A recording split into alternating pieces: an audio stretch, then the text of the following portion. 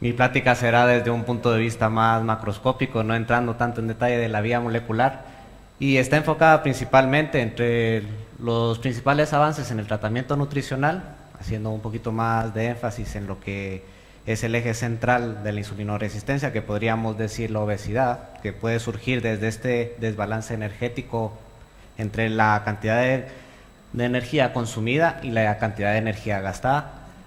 Y también entraré un poco en lo que son la influencia de los estilos de vida que podrían o no afectar tanto este desbalance energético como la incorporación de ácidos grasos al adipocito, por ejemplo, por vías de estrés u otro tipo de efectos que podrían de cierta forma alterar nuestra inflamación, que pudiera inducir una respuesta adipositaria no normal y conllevar a una insulinoresistencia. Quería empezar mi plática pues con una idea bastante evolutiva de la insulinoresistencia. Si nosotros miramos nuestra vida actual y sobre todo el desarrollo de la tecnología en los últimos 50 años, pues nosotros podríamos decir que la evolución que nosotros tenemos, tanto genéticamente, va a un ritmo mucho más lento que la mayoría de los cambios de estilos de vida.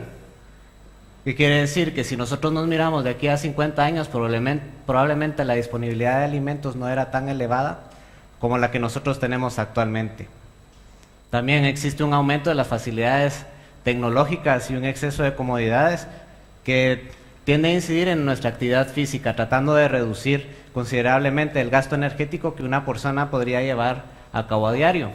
Por ejemplo, con el simple hecho de que existe el mando, ya no nos levantamos a cambiar la tele, la existencia de edredones con funda de edredón, ya no es necesario poner la sábana, la frazada y luego una sobrecama, simplemente el edredón.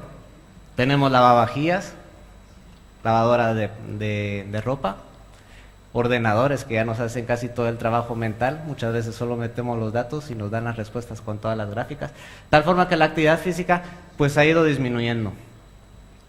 Y otra cosa muy importante también en el estilo de vida actualmente es que estamos viviendo una vida muy acelerada, de tal forma que existen niveles incrementados de estrés. Es muy común oír por la calle a cualquiera de nuestros compañeros que lleva una vida estresada, todo es más rápido, hay que entregar todas las cosas la semana pasada, y si no es el mes pasado. De tal forma de que estos niveles de estrés tan elevados, pues quiero o no, tienden a incidir tanto en la ingesta de alimentos como en el tipo de actividad física que nosotros vamos a tener.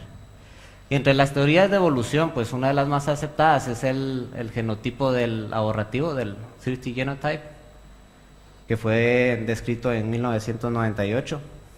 Básicamente, este autor mencionaba de que nosotros estábamos más adaptados a un tipo ahorrativo de energía. ¿Qué quiere decir? Que si nosotros viviéramos en las cavernas, pues probablemente no tendríamos una alta disponibilidad de alimentos. En este sentido, pues con la poca disponibilidad de alimentos, tendríamos que tener un máximo aprovechamiento de estos alimentos para épocas en las cuales no existiera esta alta disponibilidad. De tal forma que actualmente, por ejemplo, con una mayor disponibilidad de alimentos, si nuestro genotipo no se ha modificado o se ha adaptado a esta mayor disponibilidad, lo que tendería a suceder es de que nuestro adipocito pues pensaría que en un futuro no existiría una alta disponibilidad de alimentos, de tal forma que tendería a almacenar el máximo de energía posible, previendo que en épocas futuras no tendríamos esta disponibilidad tan alta energéticamente. Esto si nosotros lo vemos desde el punto de vista de evolución en el genotipo. Sin embargo, si nosotros lo vemos actualmente, por ejemplo, esto es un ejemplo de los casos que observamos en Guatemala y en otros países latinoamericanos. Si nosotros tenemos una madre desnutrida, probablemente nacerá un niño desnutrido, que ha vivido en un ambiente durante el embarazo con una restricción calórica.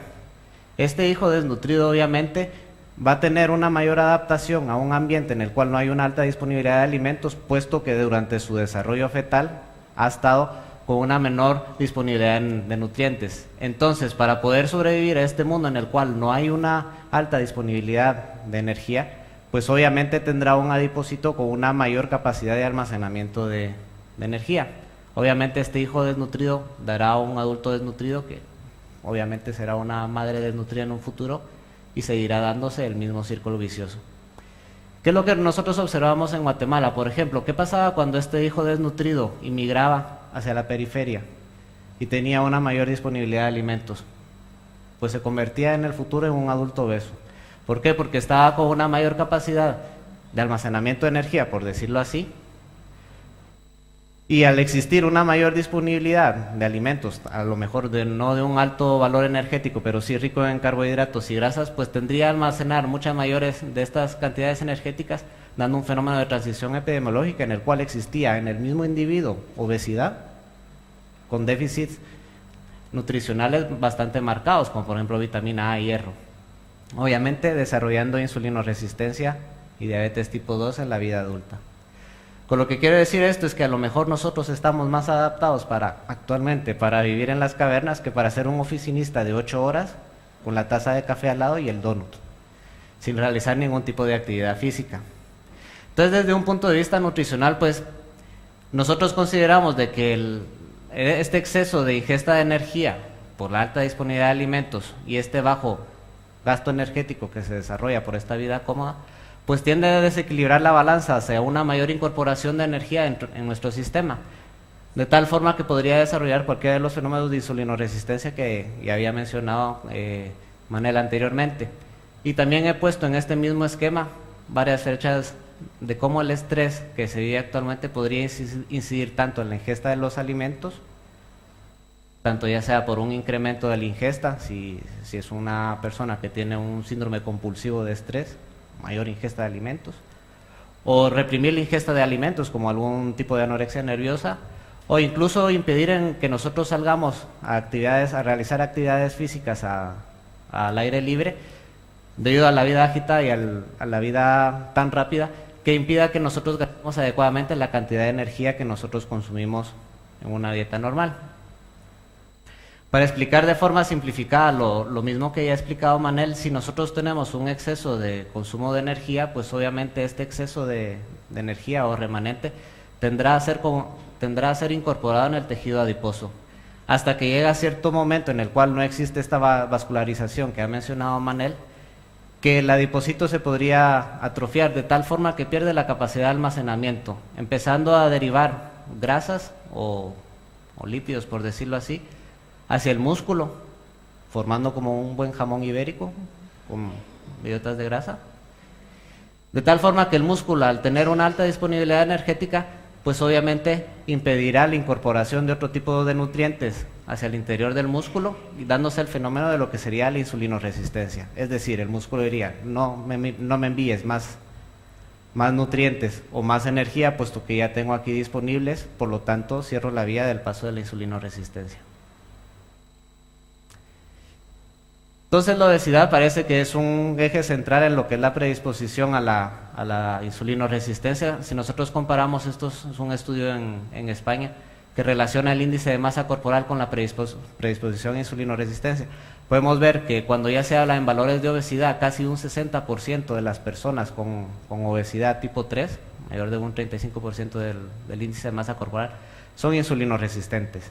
Obviamente esta obesidad también está relacionada con otros factores de riesgos del síndrome metabólico, por ejemplo lo que es la hipertensión arterial. Conforme nosotros aumentamos también el grado de obesidad hacia una obesidad tipo 3, pues también podemos ver en conjunto incidencia de hipertensión arterial, casi un 48% de la población. Muy bien, pues entonces nosotros pensaríamos que la cantidad de ingesta que se consume en la dieta española podría ser elevada, y que lo que nosotros estamos observando es de que se consume mucha energía en relación a la actividad física que se hace, y por esta razón la población española ha tendido a engordar cada vez un poco más. Lo más sorprendente de todo esto es que si nosotros nos fijamos en el cuadro que está aquí a la derecha, aquí está el consumo calórico promedio del español desde el año 1964 hasta el 2003. Como pueden ver, el consumo de energía no es que haya aumentado, es totalmente lo contrario, ha ido disminuyendo, esto según los datos de consumo del mapa. Entonces, ¿cómo nosotros podríamos explicar que existiendo una alta disponibilidad de alimentos, que pareciera que hay un aumento en la obesidad de la población, y esta población encima consuma una menos cantidad de energía? Pues es muy simple, por la diferente distribución en en el porcentaje de kilocalorías que se consume en cada uno de estos individuos. Por ejemplo, a lo largo del tiempo se ha habido que ha habido un incremento en el consumo de proteína. Cada vez se están consumiendo más productos lácteos. También se ha visto que hay una disminución en el consumo de hidratos de carbono. Cada vez se come menos pan, menos legumbres. Sí es cierto que se consumen más frutas que anteriormente, pero sí menos verduras. Y ha existido un incremento en el consumo de grasas. Lo que quiere decir que lo que a nosotros nos está explicando este incremento de las tasas de obesidad no es tanto la cantidad de energía ingerida, sino la distribución propia de macronutrientes que podía existir en esta dieta. ¿Qué quiere decir? Que nuestra dieta está actualmente rica en grasas, baja en carbohidratos y rica en proteínas, que es completamente alejado a las recomendaciones nutricionales adecuadas que se podría decir con unas ingestas de grasa de alrededor del 45%. Esto nosotros lo podemos ver, por ejemplo, con estudios en niños, de niños extremeños, que a pesar de que consumen la misma cantidad de energía, con unas distribuciones casi similares de macronutrientes, existe obesidad en cierto tipo de población. ¿Cómo lo podemos explicar también? Puesto que la actividad física que realizan estos tipos de niños también ha cambiado a lo largo del tiempo. Antes pues salían más a la calle, ahora actualmente tienen o más tareas de la escuela que les limita su tiempo de ocio, además de un tipo de actividades físicas de actividades recreativas, como podría ser el juego de ordenadores o de juegos de PlayStation y demás, que podría limitar la cantidad de ejercicio que podían realizar en condiciones que anteriormente no se daban. También quiero destacar sobre estilos de vida el efecto del estrés, que además de lo que mencionaba Manel del control de la ingesta de alimentos, existe también efectos directos de un incremento del estrés en el eje hipotálamo pituitario adrenal. ¿Qué quiere decir? Que cuando nosotros tenemos una estimulación crónica, aunque sea en niveles muy bajos de estrés, pues puede existir una hipercortisolemia.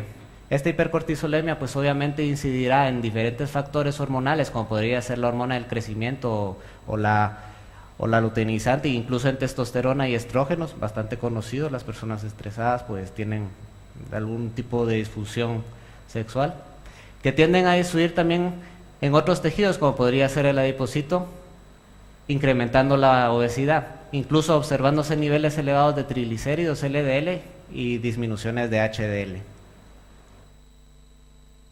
Si observamos un metaanálisis que publicaron en el año 2008, esto sería una gráfica de prevalencia, por ejemplo, de estrés e incidencia de insulinoresistencia. Nosotros miramos que la mayoría de personas que tienen una depresión crónica manifiestan insulinoresistencia.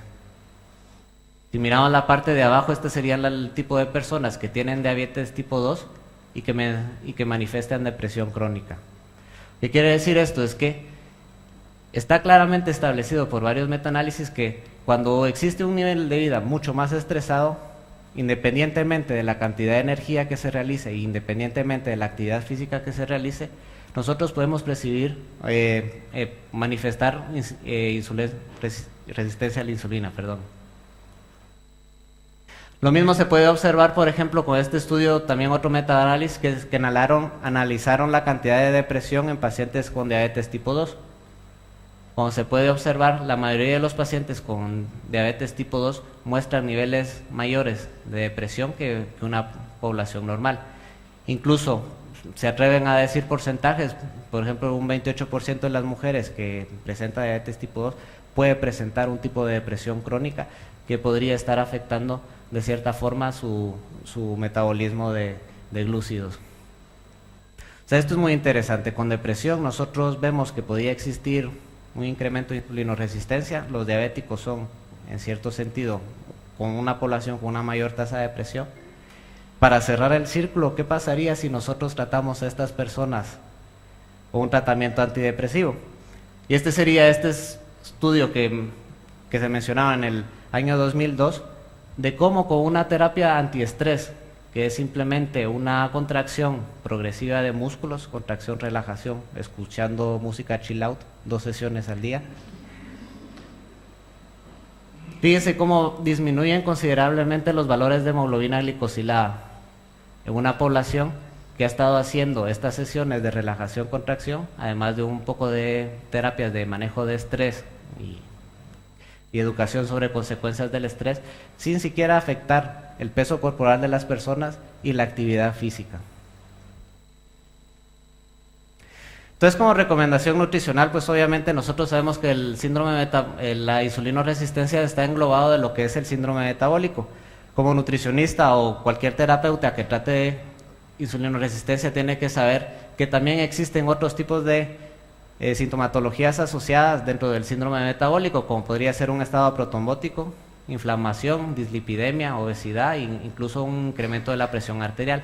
Obviamente el tratamiento nutricional no debería estar enfocado solamente a curar la insulinoresistencia o a tratarla, curarla, si se baja un poco del peso a lo mejor, sino que debería ser combinado en el cual se pudiera incidir en todas las facetas del síndrome metabólico. Es decir, que nosotros tenemos que aplicar recomendaciones nutricionales, tanto que incidan en todos estos factores, así como recomendaciones de actividad física que pudieran mejorar cada uno de estos factores, así como cambios de estilos de vida que pudieran influenciar en cada uno de estos factores. Los objetivos nutricionales que nosotros nos podríamos plantear los he dividido en tres partes: unos objetivos antropométricos y objetivos de modificaciones en bioquímica sanguínea, así como de estilos de vida. Entre los objetivos antropométricos, obviamente, se pretende obtener una reducción del peso corporal, sobre todo que sea gradual y prolongado. No nos valen aquí las dietas yo-yo de bajo 10 kilos en un mes y los aumento durante 2 semanas en el siguiente mes. Tiene que existir un cambio en los hábitos alimentarios. Todo tratamiento nutricional que no incida en los hábitos alimentarios y que no se modifiquen los hábitos alimentarios de los pacientes tienden al fracaso. Primero, porque cuando los sacamos del tratamiento nutricional y vuelven a su estilo de vida que utilizaban anteriormente, pues obviamente tienden a aumentar su adiposidad y sus niveles de obesidad. Mejorar la relación cintura-cadera como uno de los indicadores de la NSEP, de riesgo cardiovascular y de insulinoresistencia. También disminuir el porcentaje de grasa corporal, disminuyendo así los efectos de la atrofia adipositaria. Y en relación con la bioquímica sanguínea, pues nos interesaría disminuir los niveles de colesterol, modificar el perfil de lípidos, o sea, una mayor relación HDL-LDL, disminuir triglicéridos. No sé por qué se mira mal, pero bueno. Disminuir los niveles de glicemia, tanto en la insulina preprandial como postprandial, a niveles normales, mejorando de esta forma la sensibilidad a la insulina. Disminuir marcadores de inflamación y reducir la hipertensión arterial. Y una de las partes más difíciles que ya debería tener ayuda tanto de un terapeuta físico como de psicólogos, pues es fomentar cambios en estilos de vida, tratar de incrementar la actividad física cada día en las actividades que pudiera estar realizando. Como esquema de tratamiento, pues obviamente nos vamos a enfocar mucho en cómo nosotros podemos modificar la ingesta energética y el gasto energético, tomando en cuenta siempre lo que es el manejo de estrés. Y desde un punto de vista nutricional tenemos varias vías en las cuales nosotros podríamos modificar estos desbalances que podría existir entre la ingesta y el gasto energético. Por ejemplo, modificando la distribución de los alimentos, que serían las recomendaciones más desde un tipo de vista nutricional, disminuyendo el consumo de grasas, principalmente grasas saturadas, teniendo cuidado con el consumo de carbohidratos simples.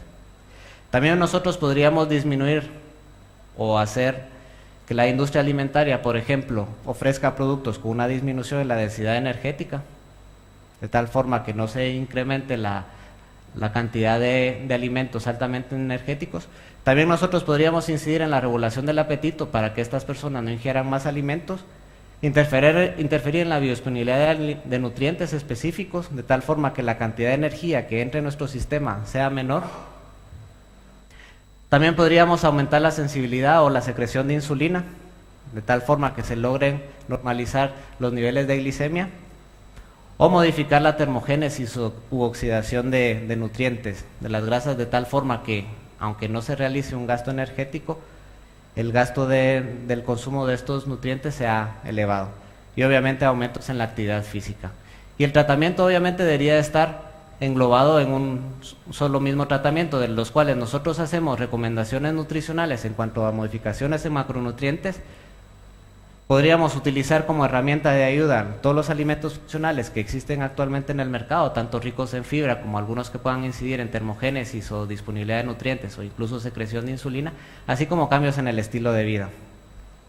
Me enfocaré en algunos puntos de estos que tenemos más experiencia en nuestra investigación, porque para hacerlo un poquito más rápido y breve. En relación con la distribución de nutrientes, este es un listado de las recomendaciones de varias asociaciones que tratan de ofrecer sus servicios para la diabetes. Por ejemplo, el Departamento de Estados Unidos, aquí está también la Asociación de Dietética Americana, la del corazón. Si se fijan en esta tabla, la mayoría parte de estas asociaciones recomienda una ingesta, perdón, en esta de acá, de grasa proveniente de la energía menor de un 35%. Entre un 25 y 35%, haciendo especial énfasis de que la ingesta de grasas saturadas no supere el 10% del valor energético total. Lo ideal sería que estuviera en un 7% de grasas saturadas a un 10%. Luego explicaremos un poquito más de esto. También mencionan los niveles de colesterol, los cuales deberían de estar de 200 a 300 miligramos al día de ingesta en la dieta. Se meten un poco con fibra, que debería estar de 25 a 30 gramos. Y con la distribución de carbohidratos, que debería ser el principal componente nutricional de nuestra dieta. En relación con las grasas saturadas, existe una alta correlación entre la ingesta de grasas saturadas con incrementos de colesterol total, incluso de lipidemias y hipertrigliceridemias. Si nosotros evaluamos, por ejemplo, a las poblaciones insulinoresistentes con los controles, podemos observar que con una ingesta mucho más grande de ácidos grasos saturados, se observan niveles de triglicéridos circulantes mucho mayores en comparación con una población normal. Y no es solo simplemente el hecho de que manifiestan niveles más elevados de hipertrigliceridemia, sino que el nivel de manejo que nosotros o que estos pacientes tienden a incorporar estos triglicéridos a la célula también es retardado, como si fuera una intolerancia a la glucosa. ¿Qué quiere decir? Que los pacientes que consumen un elevado porcentaje de su dieta de las grasas en forma de grasas saturadas que contienen hipertrigliceridemia tienen mayores dificultades en incorporar estos triglicéridos dentro de las células y los adipocitos, con lo cual tienen un mayor tiempo de circulación de estos triglicéridos. No obstante, sabiendo esto, pues lo primero que se les ocurriría a la mayoría de personas es tratar de reducir la cantidad de grasas saturadas hasta los niveles más bajos posibles. Como ya les había mencionado, sí que es cierto que entre más grasa saturada nosotros consumamos, existe un incremento tanto de colesterol como de triglicéridos, pero obviamente hasta cierto punto. Esta es una gráfica, esta es una tabla en la cual se compara, por ejemplo, el consumo de grasas de una dieta americana promedia comparado con las recomendaciones de la ANSEP, tanto paso 1 como paso 2. En las cuales en el paso 1 recomiendan una ingesta menor del 10% y en el paso 2 recomiendan una ingesta menor del 7%, como pueden ver eso aquí. Efectivamente, cuando nosotros disminuimos la cantidad de ingesta de grasa saturada, pues tiende a disminuirse los niveles de colesterol, como se puede observar acá. No obstante, al reducir drásticamente la cantidad de grasas saturadas, observamos que los niveles de triglicéridos tienden a aumentar, sobre todo cuando se reducen menos del 7% de la grasa saturada. Como mencionaba Malel, con la capacidad antioxidante, no todo es tan malo ni todo es tan bueno. Lo que queremos decir aquí es que reducir la cantidad de grasa saturada es buena hasta cierto punto. Pasado este cierto punto, es posible que el consumo de grasa sea sustituido por un elevado consumo de carbohidratos, de las cuales podrían ser la mayoría de estos carbohidratos simples que podrían incidir en una síntesis de nuevo de triglicéridos, observando niveles circulantes de triglicéridos. De tal forma que la recomendación más acertada tendría que ser entre un 7% de las kilocalorías a un 10% de las kilocalorías en forma de grasa saturada. Con los azúcares simples, con los animales de experimentación, nosotros sabemos que, por ejemplo, si ponemos unas dietas elevadas en fructosa, alrededor de un 30% de la cantidad del valor energético total, estos animales, conforme pasa el tiempo, tienden a experimentar insulinoresistencia. Esto es un modelo de insulinoresistencia ampliamente empleado en investigación. ¿Qué pasa cuando nosotros incrementamos el consumo de estos carbohidratos simples? Pues obviamente incrementamos el consumo, incrementamos la producción de insulina por las células beta del páncreas. Debido a que hay una mayor cantidad de carbohidratos, pues obviamente los tendríamos que incorporar dentro de nuestras células. Este incremento en la señalización de insulina en el hígado, pues tendería a aumentar el glucógeno hepático, así como una mayor producción de ácidos grasos libres. Estos ácidos grasos libres, si no son utilizados como forma de energía, pues tendrían a ser almacenados en el tejido adiposo. De tal forma que nosotros con una dieta rica en carbohidratos simples, por ejemplo, que podría inducir a una hiperinsulinemia, pues obviamente estaríamos aumentando la concentración de grasas que podría estar disponibles en el adipocito. Esto si nosotros tomamos en cuenta carbohidratos simples como sacarosa y glucosa. No obstante, otro ejemplo, por ejemplo la fructosa, que no necesita insulina para ser incorporada dentro de la célula. Si nosotros obtenemos una dieta elevada en fructosa, esta es incorporada directamente dentro de la célula y es utilizada como forma de energía hacia acetil-CoA. Cuando esto se acumula en cantidades exageradas y nosotros no la desgastamos a través del ciclo de Krebs y la fosforilación oxidativa, este exceso de acetil-CoA puede ser transformado en palmitato, el cual de la misma forma puede ser almacenado tanto en tejido adiposo como en tejido muscular, y si obtenemos un exceso de palmitato, por ejemplo en tejido muscular, obviamente nos bloquearía la entrada de carbohidratos dentro del músculo, induciendo un cierto tipo de insulinoresistencia. Artículos sobre los efectos elevados de la fructosa. Como ya les había mencionado, la fructosa al entrar directamente dentro de la célula, pues obviamente no necesita insulina. Al no necesitar insulina, obviamente no se producen liberación de varios péptidos de saciedad, como podría ser el GLP-1, tenemos aquí, el GIP, incluso leptina. Y lo que nosotros observamos también es de que tiende a aumentar las cantidades de grelina en estos, por ejemplo en este caso de las mujeres, lo cual nos diría de que cuando nosotros consumimos un exceso de fructosa, no solo incorporaríamos más grasa dentro de nuestro sistema, con una síntesis de nodo de lípidos, sino que además no produciría saciedad en estas personas. No sería un buen sustituto de un edulcorante, por ejemplo, de la fructosa, debido a que la mayoría de estas personas al consumir estos alimentos pues no tendrían esta sensación de saciedad, incrementando probablemente una ingesta posterior. Pues analicemos otra vez la dieta española. A ver, ¿cómo está la recomendación en relación al consumo? La recomendación de ingesta de azúcares simples es menos del 10% de la energía. Si nosotros observamos la dieta española, por ejemplo para el año 2005, el consumo era de 113 gramos al día, con una distribución más o menos igual de cada una de estas partes de azúcares simples. Los productos que más daban o que más proveían de azúcares simples eran los productos lácteos, pastelería o bollería, también zumos, bebidas azucaradas, jarabes de glucosa y las frutas. El total de 113 gramos corresponde a 18% de las kilocalorías consumidas en forma de azúcares simples. ¿Qué quiere decir? Que se está consumiendo un 8% más de la cantidad de energía que debería de ser adecuada. También me quiero meter un poquito más con las recomendaciones, sobre todo cuando se hacen a nivel masivo o de ingestas masivas que son completamente antinutricionales. ¿Qué pasaría si nosotros, por ejemplo, fomentamos un consumo de frutas exagerado? Digamos las 5 frutas al día. Si consumimos una pera de desayuno, eso es factible. De merienda, una manzana, también es factible. Luego durante la comida una naranja, también es factible. Como merienda, con el café, pues un plátano, también es factible. Llegamos a la casa y podemos cenar un melón. Si nosotros sumamos, metemos esto en un programa de dietético, observaremos que la cantidad de azúcares simples que provee son 118 gramos al día. Muy similar a la ingesta promedio que nosotros estamos dando de azúcares simples. Todo esto sin tomar en cuenta bollería y otros tipos de alimentos que podrían contribuir también a la ingesta total de azúcares simples de la dieta. Bueno, y ahora pongamos en estudio lo que es la dieta mediterránea, que es una de las pautas muy buenas de la dieta española.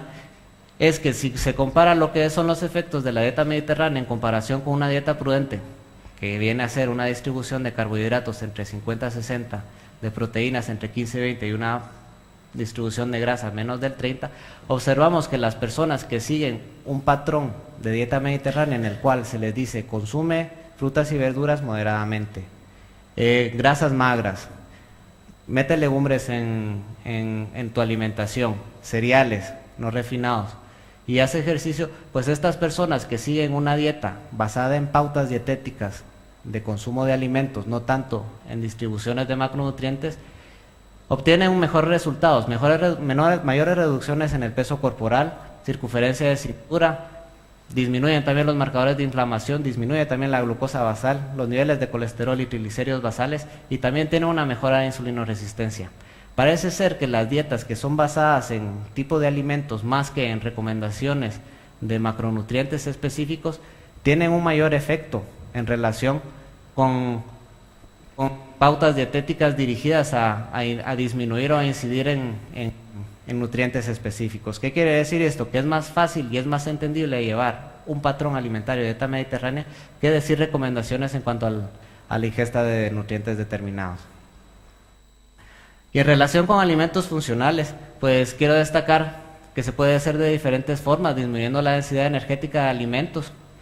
Por ejemplo, si nosotros comparamos con lo de los azúcares simples, si en el caso de la bollería se sustituyera todo el azúcar simple que sea por edulcorantes artificiales, se podría ahorrar alrededor de 300 kilocalorías diarias en promedio de la dieta española, lo cual pues obviamente tendería a incidir en disminuciones de peso corporal. También nosotros podríamos interferir en la absorción de nutrientes, aquí me meteré un poquito más, aumentando la sensibilidad o secreción de insulina, o con algunos compuestos que podrían aumentar la termogénesis, como por ejemplo algunos compuestos del té, que junto con la cafeína pues tendrían a incidir en una mayor tasa de metabolismo. Sobre tendencias en alimentos funcionales, pues existe una gran variedad de alimentos en el mercado actualmente. La mayoría están enfocados en modificaciones de nutrientes específicos, en aumento de fibras, en disminución de carbohidratos, en sustitución de carbohidratos por carbohidratos simples. En inhibición de absorción de nutrientes, nos llama la atención, por ejemplo, que algunos polifenoles del té pueden inhibir la absorción intestinal de glucosa por medio de la inhibición de transportadores específicos de la glucosa. Esto nosotros lo hemos comprobado también en el laboratorio, por ejemplo en ratones normales les hemos dado una bebida de sacarosa, en una incorporamos polifenoles del té y en otra no incorporamos nada, simplemente sacarosa, y observamos que la absorción y la disponibilidad de glucosa a nivel postprandial pues era menor que los ratones que no habían incorporado flavonoides en esta prueba de tolerancia. Lo que más nos llama la atención es que estos efectos también de inhibición de los transportadores de glucosa también se pueden observar a nivel sistémico. Por ejemplo, estas son curvas de tolerancia subcutánea a la glucosa. El modelo experimental que empleamos fue que en el control dimos glucosa sin ningún tipo de polifenol, y en el grupo experimental dimos glucosa y el polifenol en cantidades que se podrían encontrar de forma fisiológica, que serían 2 microgramos, tanto con glucosa y como insulina. Y se puede ver claramente que también en este caso la glucosa, la incorporación de glucosa en el tejido, por ejemplo, tiende a ser disminuido. ¿Por qué? Porque observamos niveles de glicemia mucho mayores en los animales que han sido coadministrados con flavonoides. Esto desde un punto de vista de insulinoresistencia pues no sería adecuado, puesto que estamos impidiendo que entre la glucosa dentro de nuestro tejido. No obstante, si nosotros lo miramos desde el punto de vista que recibiría el tejido, que sería el estrés oxidativo, que también lo comprobamos, esta disminución de la incorporación en la energía, por ejemplo en el músculo, tiende a activar también la proteína quinasa que mencionaba Manel, que es activada durante déficits energéticos, de tal forma que los ratones que estuvieron alimentados, por ejemplo con esta bebida de té, tienen niveles más elevados de esta proteína quinasa, que tendría a decir de que han estado en un déficit energético y probablemente debido a este déficit energético hayan utilizado menos maquinaria metabólica, y de hecho lo que nosotros observamos en este tipo de ratones es que tenían un menor daño oxidativo tisular. En una población sana, por ejemplo, o no obesa, este mecanismo podría ser deseable para contrarrestar los efectos prolongados, por ejemplo, de de ingestas elevadas de nutrientes. Relación con la sensibilidad a la insulina. Les hablaré de una enzima, la dipeptidilpeptidasa 4. Es una enzima que normalmente se encuentra en el riñón, hígado y la vemos circulante también, que tiene una función específica que es de eliminar o inactivar estas hormonas de saciedad, por decirlo así, que son secretados a nivel del intestino delgado cuando existe una ingesta de nutrientes. El mecanismo normal cuando nosotros comemos es de que cuando entra comida en nuestro intestino delgado, pues obviamente se secretan ciertas hormonas, las cuales van a dar unos mensajes al páncreas para decir que se prepare y secrete insulina porque vienen nutrientes y los tiene que incorporar. El trabajo de la dipeptidilpeptidasa sería inhibir estos nutrientes de tal forma que el páncreas no produzca insulina. De forma terapéutica, para insulinoresistencia, ¿qué nos interesaría? Pues obviamente inhibir la actividad de esta enzima de tal forma que podamos observar niveles elevados de GIP y GLP-1, de tal forma que se dé una mayor secreción de insulina. Existen varios fármacos actuales que podrían producir esta inhibición enzimática, por ejemplo el KR62-436, y desde el punto de vista nutricional a lo mejor nos interesaría dar inhibidores competitivos de esta enzima. Como requisito para como inhibidor competitivo de esta enzima, nosotros por ejemplo podríamos utilizar péptidos bioactivos en los cuales en el extremo penúltimo terminal del N tuvieran una prolina o una alanina. ¿Por qué? Porque esta dipeptidilpeptidasa lo que hace es cortar específicamente en estos dos aminoácidos, de tal forma que si nosotros incorporamos en nuestra dieta péptidos bioactivos que en el N terminal, en el penúltimo, tengan prolina y analina, probablemente competirá directamente con GIP y con GLP-1 por sitios de acción, de tal forma que nosotros tendríamos incrementados los niveles de estos dos, incrementando la cantidad de insulina circulante en el plasma. Estos, por ejemplo, son unos datos que relacionan la actividad de la dipeptidilpeptidasa 4 con el área bajo la curva en poblaciones humanas.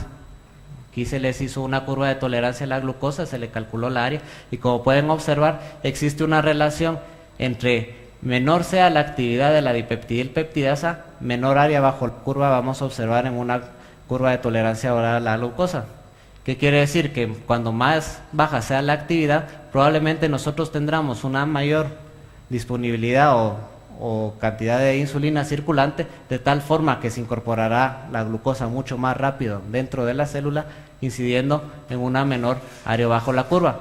De la misma forma, cuando existe una alta actividad de dipeptidilpeptidasa, pues obviamente tendríamos una menor secreción de insulina y por lo tanto una mayor área bajo la curva o una mayor cantidad de niveles circulantes de glucosa. Con nutrigenómica, quería mencionarles también unos resultados que tenemos, por ejemplo, con el receptor de la vitamina D. ¿Por qué el receptor de la vitamina D? Pues principalmente por varios estudios epidemiológicos en los cuales relacionan que las poblaciones que viven en el norte, que a lo mejor por tener una menor exposición a los rayos de luz solar, pues tienen menores niveles de vitamina D. Y obviamente esta población pues registra también niveles mucho más elevados de insulinoresistencia en comparación con las poblaciones que viven en el sur, que tienen una mayor exposición a vitamina D. En principio, parece descabellado relacionar la vitamina D con la insulinoresistencia.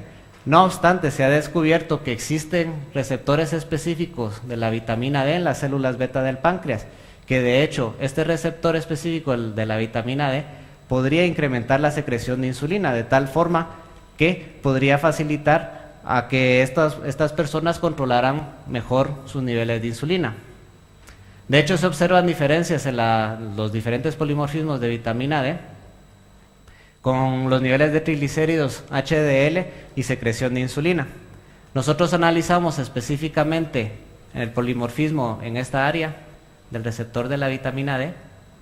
Como pueden observar aquí, la población que nosotros analizamos en Lleida, si tienen el polimorfismo CC, muestran niveles mucho más elevados de colesterol, LDL, reducidos niveles de HDL y elevados niveles de trigliceridemia, que quiere decir que es un perfil lipídico mucho más desfavorable que los que tenían el polimorfismo CT, que tienen niveles mucho más bajos de colesterol, tanto total como LDL, incrementados de LDL y de triglicéridos. La parte nutrigenómica aquí vendría es, ¿qué pasaría si nosotros damos un tratamiento específico a este tipo de población y observamos las diferencias entre las respuestas de los polimorfismos que tienen el CT contra el CC? Pues dimos una bebida de soja que estaba enriquecida en isoflavonas, también era rica en fibra, enriquecida con vitamina D y omega 3, con un tratamiento de 2 meses en 108 voluntarios. Lo que nos llamó la atención es que no todos los parámetros que nosotros analizamos se modificaron con los diferentes polimorfismos. Sí que se modificó drásticamente en las personas que tenían el polimorfismo, por decirlo así, malo, el CC, que mostraban niveles elevados de colesterol y de trigliceridemia, con un tratamiento con esta bebida de soja. ¿Qué quiere decir? Que si a estas personas, si yo encuentro un paciente que tiene un polimorfismo CC y le doy una bebida de soja, la respuesta que va a tener al tratamiento será mucho mayor, mucho más incrementada que si encuentro a una persona con el polimorfismo CT. Los parámetros significativos de disminución fue el nivel de colesterol total como LDL, así como una disminución de los ácidos grasos libres circulantes. Otro ejemplo que nosotros tenemos, por ejemplo, un tratamiento que hicimos con ratones con la misma bebida, a los cuales les hicimos insulinoresistencia por medio de una dieta rica en grasas, tratando de simular un fenómeno de insulinoresistencia que se da normal. Lo comparamos también con un grupo control negativo, el cual tenía una dieta normocalórica, un grupo control que tenía una dieta hipergrasa, y luego 2 grupos con un alto contenido de esta bebida de soja y un bajo contenido durante 16 semanas.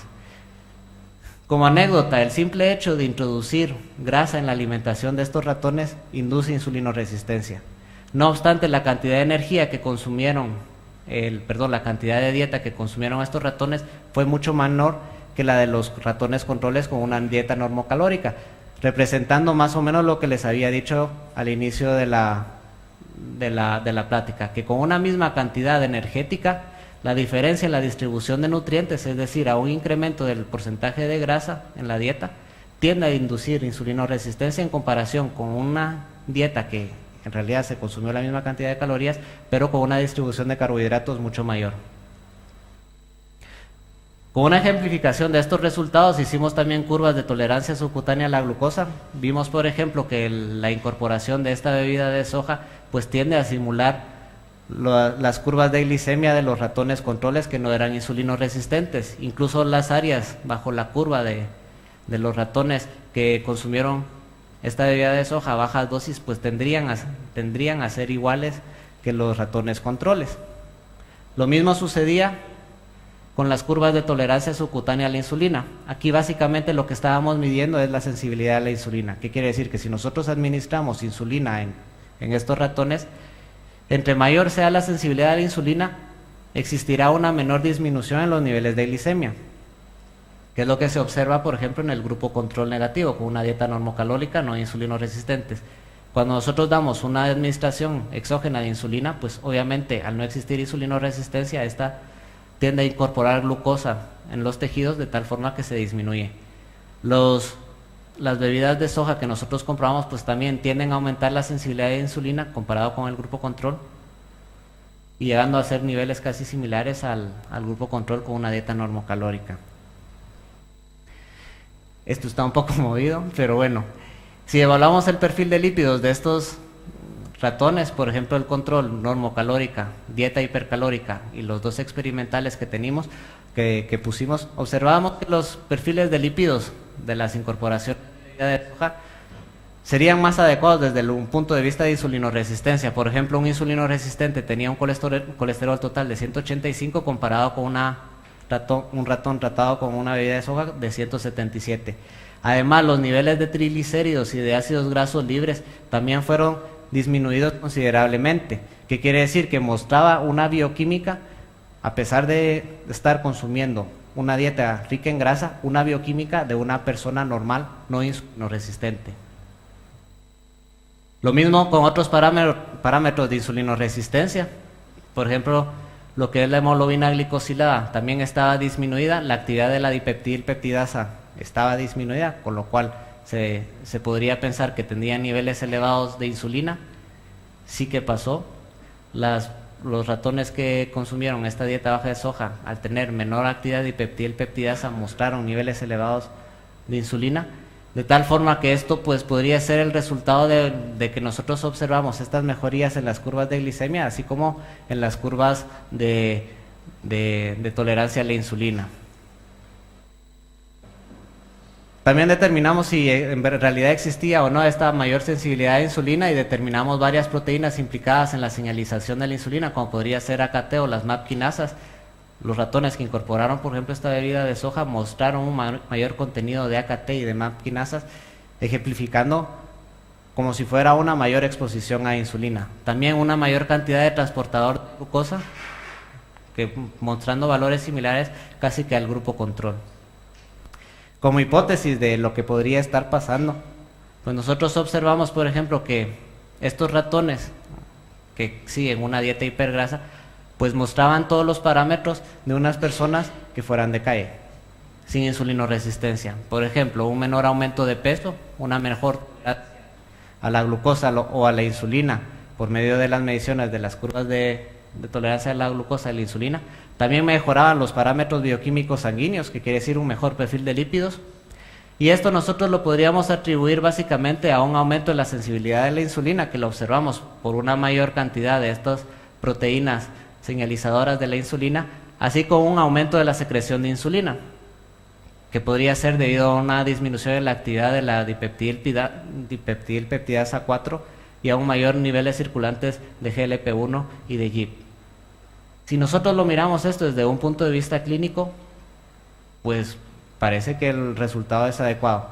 No obstante, desde un punto de vista nutricional, ¿qué es lo que está sucediendo con toda esta grasa a las cuales los ratones están consumiendo? Si consumen sobre todo una elevada ingesta de grasa y nosotros vemos que no empeora sus niveles de insulinoresistencia y que es más, no aumentan de peso, pues lo más fácil que podría hacer pensar es que estos ratones tenderían a metabolizar más esta energía en comparación con los otros ratones que no tenían un aumento de la secreción de insulina o de la sensibilidad de la insulina. Y aquí es donde nos encontramos con uno de los efectos no tan deseables que se podría decir del efecto de la suplementación, o cuando se tiende a manejar mucho a sobrepasar la maquinaria para la utilización de energía. ¿Qué quiere decir? Que si nosotros, por ejemplo, damos una dieta elevada en energía y ponemos todos nuestros mecanismos o conocimientos para que exista una mayor utilización de energía, pues el resultado será una mayor tasa de daño oxidativo. Obviamente, si se metaboliza más energía, existirá una mayor utilización mitocondrial de energía, por lo tanto una mayor tasa de metabolismo energético. También observamos cambios en los complejos mitocondriales, en donde nosotros podríamos observar que, por ejemplo, existían modificaciones en el contenido de complejo 1 en relación con el complejo 2, debido a que estos animales estaban más adaptados a un consumo de grasa, porque cuando se consumen más grasas se tiende a producir más FADH2, que tiende a ser metabolizado por el complejo 2, de tal forma que existe una adaptación metabólica hacia un mayor gasto energético proveniente de grasas. ¿Qué quiero decir con esto? Que el alimento funcional en realidad de en sí no es malo. No obstante, no quiere decir que nosotros nos podamos, por ejemplo, empezar a consumir dietas elevadas en grasa o llevar una vida sedentaria pensando que la alimentación funcional nos va a resolver todos los problemas de insulinoresistencia. No, obviamente si nosotros consumimos mucho más energía, aunque existen muchas herramientas de alimentos funcionales que nos podrían ayudar a mejorar esta insulinoresistencia, esto no implica que este exceso de energía que nosotros consumamos se vaya a disipar del ambiente como que si nada hubiera pasado. Obviamente si nosotros la metabolizamos, pues va a crear un aumento del estrés y un aumento del daño oxidativo, que en cierta forma podría ser perjudicial o no, que habría que incluso determinarlo. Ya para terminar, me quería hacer un poquito las recomendaciones de estilo de vida enfocado en lo que es la actividad física. Nosotros sabemos que cuando incrementamos la actividad física, pues existe una activación de los transportadores de glucosa del tejido muscular, puesto que existe una mayor demanda energética. También existe una disminución de la deposición de glucógeno muscular, tanto en el músculo como deposición de glucógeno, tanto en el músculo como en el hígado, un mayor recambio. Cada vez que se hace ejercicio y se agotan los niveles de glucógeno, pues tiende a ser repuesto, de tal forma que existe una mayor sensibilización a la insulina para una mayor incorporación de glucosa en el músculo. También existe un aumento en el flujo sanguíneo del músculo, así como una mejora en la señalización de las proteínas, como podríamos ver en esta gráfica de personas con diabetes tipo 2 que han sido entrenadas y cómo aumenta la señalización de cada una de estas proteínas. Si nos vamos a las recomendaciones en cuanto a estilos de vida y ejercicio, por ejemplo, la Asociación Americana de Diabetes recomienda que se hagan 150 minutos a la semana de ejercicio moderado, aeróbico, 90 minutos de ejercicio intenso aeróbico distribuido en 3 días. Esto puede ser un I o un O, que quiere decir o 150 minutos o 90 minutos o 150 minutos y si quieren 90 minutos también. Y que no pasen más de 2 días sin hacer ejercicio. Si yo traduzco estas recomendaciones según una vida normal, pues el lunes tendría que salir 30 minutos a correr haciendo un ejercicio intenso, el martes 50 minutos con un ejercicio moderado, el miércoles 30 minutos con un ejercicio intenso, jueves 50 minutos moderado, viernes intenso otra vez, sábado moderado, descansando el domingo. Si hacen esto durante 2 meses, les aseguro que terminan una maratón de 42 kilómetros. Obviamente estas recomendaciones están muy alejadas de la población normal y sobre todo del tipo de vida de los insulinoresistentes o de las personas que podrían manejar un tipo mayor de estrés. En este sentido, las recomendaciones deberían de ser un poquito más individualizadas. Y aquí tenemos varios factores que nosotros podríamos modificar, tanto lo que es ejercicios de fuerza como resistencia, así como ejercicios de intensidad y duración.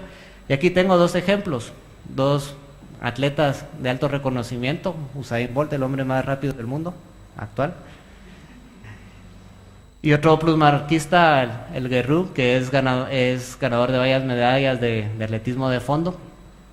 Si nosotros comparamos los 2 tipos de ejercicios, pues obviamente este tipo de persona tiene un aumento de musculatura. Cuando existe un aumento de musculatura, existe un aumento de los requerimientos basales que podrían tener. Obviamente, entre más músculo tenga, más energía necesitará en condiciones basales. No obstante, si nosotros comparamos a este tipo de deportistas, obviamente el tipo de ejercicio de resistencia incidirá en un menor tamaño de musculatura, que quiere decir que su requerimiento basal de energía será mucho menor. No obstante, tendrá un mayor gasto energético porque probablemente el gasto energético del ejercicio prolongado será mucho mayor que una carrera del tipo de 100 metros. Si nosotros determinamos entre la intensidad y la duración para formar tanto músculo o para formar resistencia, pues obviamente cuando nosotros recetamos ejercicios de intensidad existirá un aumento de gasto de glucógeno muscular, un mayor recambio de glucógeno muscular porque estaría en las primeras fases anaeróbicas del ejercicio. No obstante, si nosotros recomendamos ejercicios de duración de 30, 45 o 50 minutos, pues estaríamos ya pasando de las fases anaeróbicas a fases aeróbicas en las cuales tendríamos de cambiar el gasto energético de carbohidratos a hacer un gasto energético combinado tanto de carbohidratos como de grasas. Las recomendaciones en este sentido, pues obviamente tienen que ser individualizadas. Nosotros miramos los diferentes tipos de pacientes con insulinoresistencia, por ejemplo en los obesos jóvenes con insulinoresistencia, nuestro objetivo podría ser disminuir la grasa corporal y aumentar la forma física, de tal forma que a este tipo de población se les podría recetar ejercicios de larga duración con un alto grado de resistencia. Si nosotros nos vamos a otras poblaciones, por ejemplo con adultos mayores que tienen una musculatura mucho menor, pues obviamente, y además de problemas cardiovasculares asociados, pues obviamente nuestro objetivo aquí sería aumentar la masa muscular, de tal forma que se tendría a recomendar mucho más el tipo de ejercicio de formación de músculo, que sería mucho más fuerza en corta duración, para aumentar el consumo de energía en situaciones basales. Un objetivo general podría ser de un gasto energético alrededor de 1.200 a 2.000 kilocalorías por semana. Y como conclusiones, pues, quiero mencionar que la nutrición, tanto como los estilos de vida, están ampliamente relacionados, que actualmente existen una alta capacidad de herramientas y conocimientos en los cuales nosotros podemos modificar tanto con recomendaciones nutricionales, con la amplia cantidad de alimentos funcionales en el mercado, con cambios en el estilo de vida, de tal forma que nosotros podamos mezclar o modificar esta balanza hasta una balanza equilibrada en el cual la ingesta de energía, tanto en distribución de macronutrientes como el gasto energético, sea la misma en relación con kilocalorías.